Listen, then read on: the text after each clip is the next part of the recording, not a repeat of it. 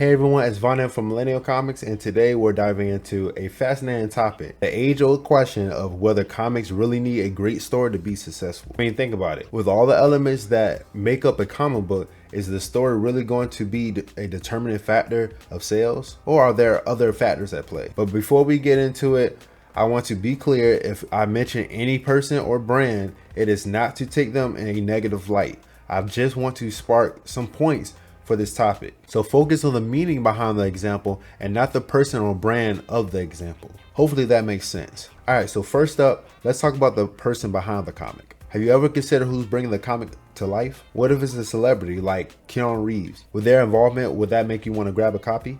What if I said this beautiful young lady sold her house and quit her job to pursue her dream of telling a comic book story of how we need to stick it to the man even if the world is against us? I've heard plenty of stories like this at the Comic Cons or even at a Kickstarter. We all love a good underdog story, right? And how about your favorite YouTuber or TikToker or even an influencer? Even if they never written a comic book before, would their name on the cover be good enough for you to buy it? Like Eric July from Rippaverse.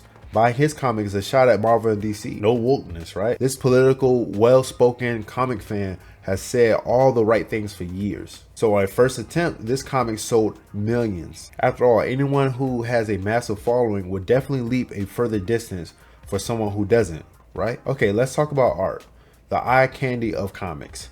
A stunning cover is an instant sale for many. And if there's an amazing variant cover, well, you might as well take my money right now. If every page inside looks like a masterpiece, that could be all the convincing you need. And when you turn into an action-packed page that particularly leaps off the paper, sold. And admit it, a single provocative image can have you reaching for your wallet. But all right, enough of that. Let's talk about the big one, the hype.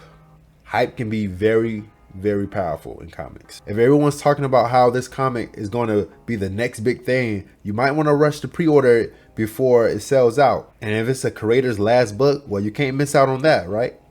Limited editions are another hype generator. When there are only 2,000 copies available, you know you gotta snap one before they're all gone. Wait, I saw that character on TV. Let me grab that comic. It is getting hot. Whew. All right, let's talk about controversy. Oh boy.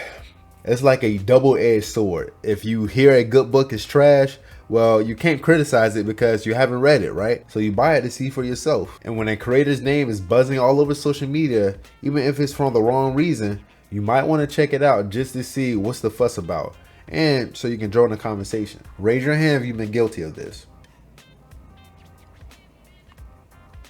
Or maybe the book stands for a cause that you're passionate about. That's pretty compelling reason to buy it, right? Sometimes it's not about the story, but what the story represents on the outside of the pages. All right, so now we're going to talk about brand and convincing factors. Have you ever seen a character return from the dead or a beloved character getting a fresh twist? That can be enough to make you want to buy. Is that Asian Supergirl?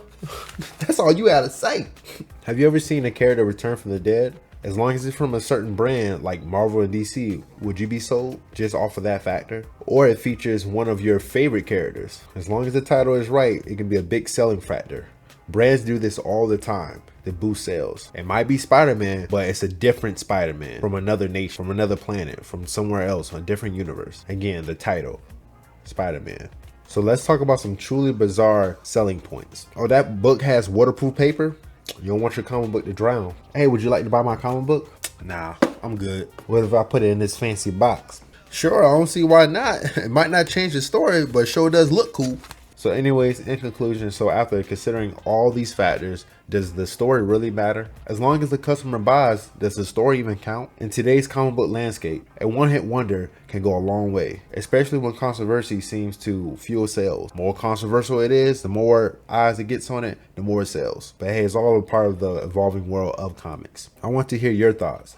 Join the conversation, share your opinions. Do you think the story is the ultimate selling point, or is it these other factors that's driving comic book sales? So past the face of the book, the buzz surrounding the book, past the names behind the project, or should I say in front of the project, the buzz surrounding the book before it even drops, past the brand that brings it to life, or past the limited edition alternate cover, and the great cause of the comic. Do we really even care about the story once we finish the book? Sure, we can complain after our money is already spent, but our vote, aka support, has already been submitted. So let me ask again, In today's time, does the story really matter? Let me know in the comments below. And as always, if you haven't already, grab your Delta Dogs comics through the link below. Thanks for tuning in, and until next time, keep those pages turning. Peace.